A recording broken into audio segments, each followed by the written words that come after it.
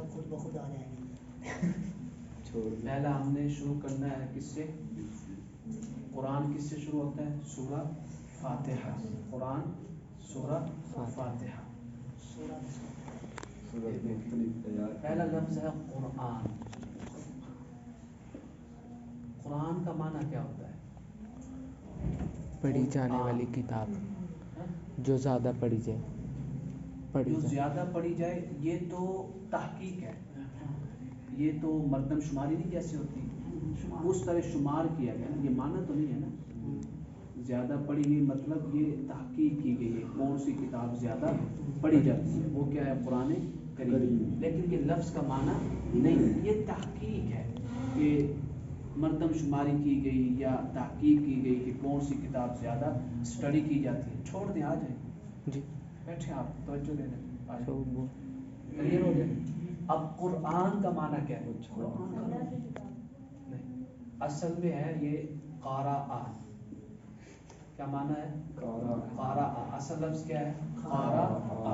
قارآ کا معنی کیا ہوتا ہے؟ پڑھنا. قارآ کا معنی پڑھنا اور قارآ اس نے پڑھا. اس نے پڑھا اسی سے ہے نا قرات. اسی سے قرات ہے. اور پہلی وحی جو ہے وہ کیا ہے؟ اقرا بسمی. اقرا تم جلدی بیٹھو. اقرا. اقرا معنی پڑھو. اقرا معنی پڑھو. تو اقرا قراء قارآ یقرا کا معنی کیا ہوا؟ پڑھنا. ٹھیک ہے. یا پڑھو یا اس نے پڑھا یا تم پڑھو. تو اسی سے کیا ہے؟ قرآن. اسی سے کیا ہے؟ قرآن. قرآن مطلب پڑھی جانے والی کتاب. قرآن مطلب پڑھی جانے والی کتاب. کیوں کہ اس کا حکم دیا گیا ہے کہ اس کو پڑھو. اب جب پہلی وحی نازل ہوئی ہے اقرا کہ پڑھو. اقرا کیا ہے؟ پڑھو. اب یہاں پہ کوشچن ہے کہ قرآن کریم ایک لفظ ہے امی. کیا لفظ ہے؟ امی. تو امی کا مطلب کیا ہوتا ہے؟ جو نہ پڑھا ہو. امی کا مطلب کیا ہوتا ہے؟ جو نہ پڑھا ہو. اب یہ حضور نبی اکرم صلی اللہ علیہ وسلم کے اسم مبارک کے ساتھ یہ نام آیا ہے. تو بعض لوگ کیا ترجمہ کرتے ہیں؟ وہ نبی جو پڑھنا لکھنا نہیں جانتا. جو پڑھنا لکھنا. امی کا معنی کیا ہے؟ پڑھنا لکھنا نہیں جانتا. تو یہ ترجمہ کوئی قرآن کریم اجازت چاہتا. ہاں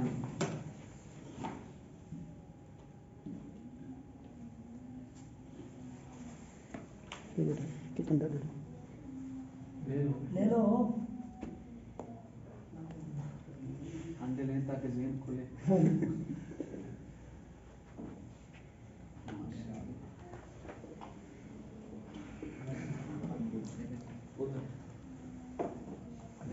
اللہ تعالیٰ برکت دے گی خیر عطا فرمائے.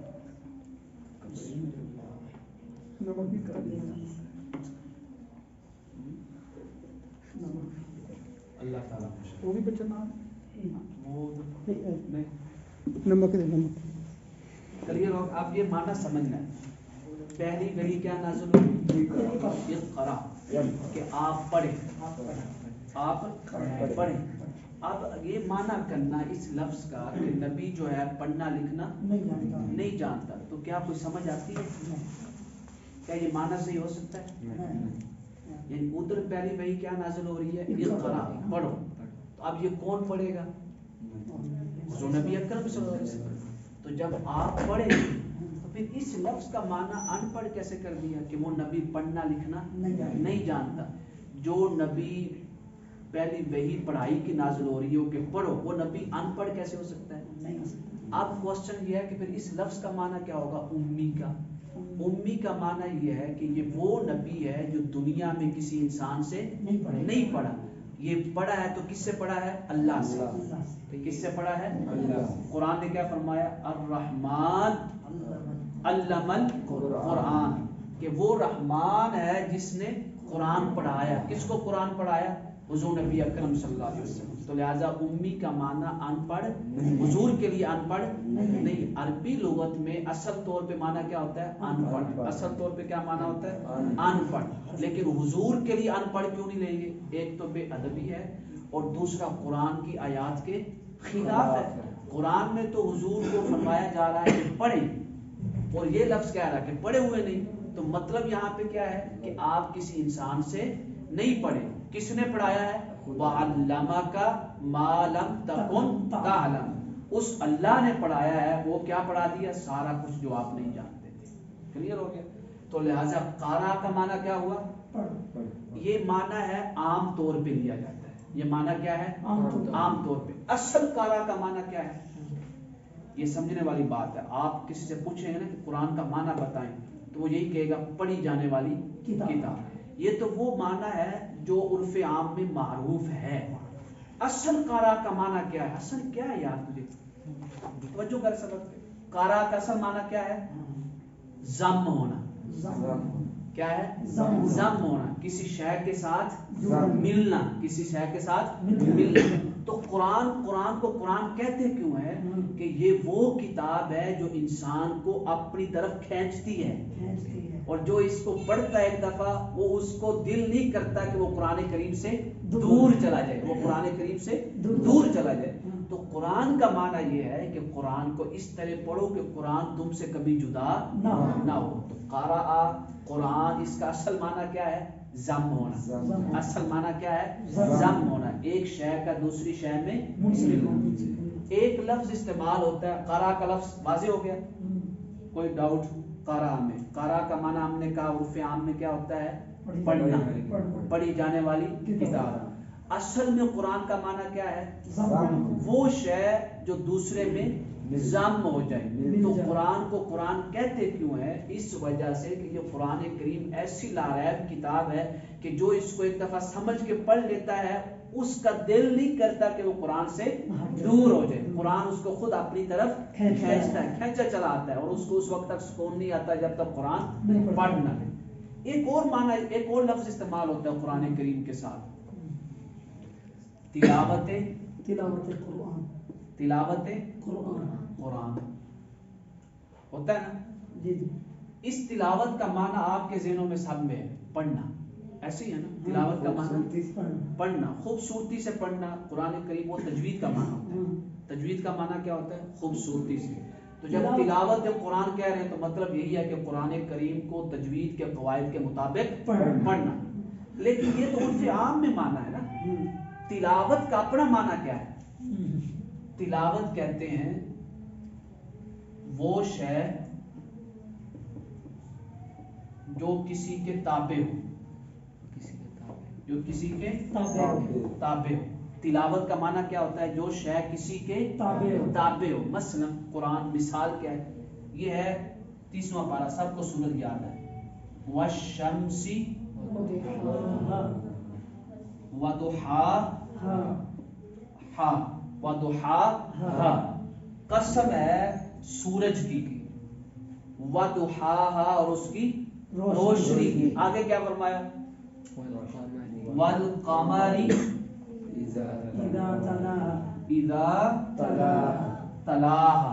یہاں پہ تلا ہے نا, تلا, تلاوت, یتلو, سارے کیا ہیں؟ ایک ہی لفظ سے بنے ہیں. سارے کیا ہیں؟ ایک. تو یہاں پہ اللہ کیا فرما رہا ہے؟ قسم ہے چاند کی, قسم ہے اذا, جب, تلا وہ آتا ہے, وہ آتا ہے یا کسی کے تابع, یعنی کسی کے ساتھ آتا ہے, کسی کے پیچھے آتا ہے. تابع مطلب کیا ہوتا ہے؟ جو کسی کے پیچھے چلے. کس کے پیچھے آتا ہے؟ سورج کے. یعنی اس چاند کی قسم جو سورج کے بعد نکلتا ہے, آتا ہے, جو سورج کی پیروی کرتا ہے. پیروی سے مراد اس کے تابع ہو کے اس کے بعد نکلتا ہے. اب تلاوت کا معنی کیا ہوا؟ تابع ہونا. تلاوت کا معنی کیا ہوا؟ تابع ہونا. تو قرآن کے لیے صرف یہ لفظ کیوں استعمال ہوتا ہے تلاوت؟ قرآن کریم میں فرمایا نا یتلو, وہ تلاوت کرتے ہیں. ہمارے حبیب کیا کرتے ہیں؟ تلاوت کرتے ہیں. کس کے اوپر تلاوت کرتے ہیں؟ علیکم تم پر.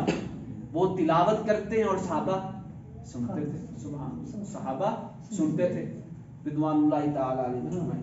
تو قرآن کے لیے یہ لفظ کیوں رکھا گیا؟ اس میں بتانا اللہ تعالیٰ یہ چاہتا ہے کہ تلاوت قرآن کا مطلب یہ ہے کہ قرآن کو ایسے پڑھو کہ پھر قرآن جو کہتا ہے اس کی بات پہ عمل کرو. اس کی بات پہ یعنی قرآن کے تابع بن جاؤ، قرآن کے تابع بن جاؤ. سبحان اللہ. یعنی دیکھیں دونوں لفظ قرآن کے لیے کتنے اعلیٰ اللہ تعالیٰ نے منتخب کیے. ایک خود قرآن کا معنی ضم ہو جانا. فرمایا قرآن کے ساتھ اتنی محبت رکھو، اتنی محبت رکھو کہ یہ قرآن کبھی بھی تم سے جدا نہ ہو.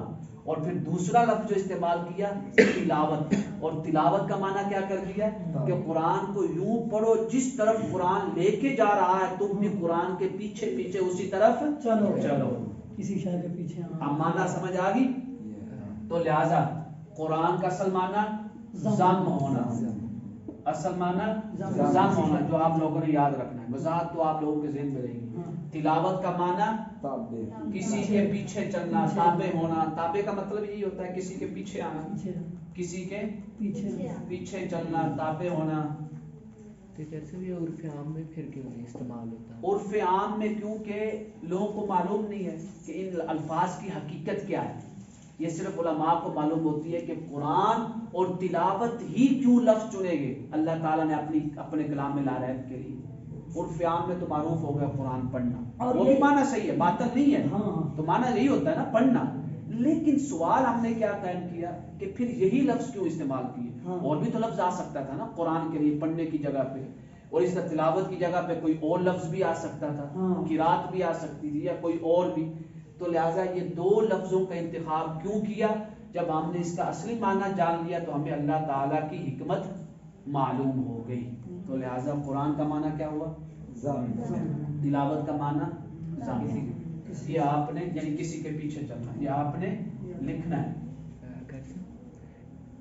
یہ جو امی ہے، اب آپ نے اینڈ میں کہا تھا اس کا مطلب یعنی یہ ہے کہ جس نے کسی انسان سے نہ پڑھا ہو، تو یہ جو مطلب ہے یہ حضور پاک صلی اللہ علیہ وسلم کے لیے حضور نبی اکرم صلی اللہ علیہ وسلم کے ساتھ خاص اور انبیاء کرام کے ساتھ، اور انبیاء کرام، کیونکہ قرآن میں یہ لقب کس کے لیے آیا ہے؟ حضور کے لیے. کس کے لیے آیا؟ حضور کے لیے. اس میں شان کو واضح کرنا تھا. کیوں کہ کوئی لوگ یہ نہ کہیں کہ یہ پتہ نہیں فلاں راہب سے پڑھے ہوئے ہیں یا فلاں یہودیوں کی کتابوں سے پڑھ کے ان کو پتہ چلا ہے. تو قرآن نے نفی کر دی، فرمایا یہ کسی سے نہیں پڑھے، یہ اگر پڑھے ہیں تو الرحمن علم القرآن، اللہ سے پڑھے. لکھ لیں پھر آگے سورہ اور فاتحہ. دوبارہ اس کو لکھ دیتا ہوں الفاظ. لہذا آج کتنے لفظ ہم نے پڑھنے ہیں؟ نمبر 1 قرآن. نمبر 1 قرآن کا عرف عام میں معنی 2 معنی ہو گئے. 2 معنی. عرف عام مطلب لوگوں کے ہاں، عرف عام مطلب لوگوں کے ہاں. لغت میں ٹھیک ہے. عرف عام میں معنی کیا ہو گیا؟ پڑھی جانے والی کتاب، پڑھی جانے والی کتاب. لغت میں معنی کیا ہو گیا؟ ٹھیک، ضم کیا ہونا؟ ضم ہونا.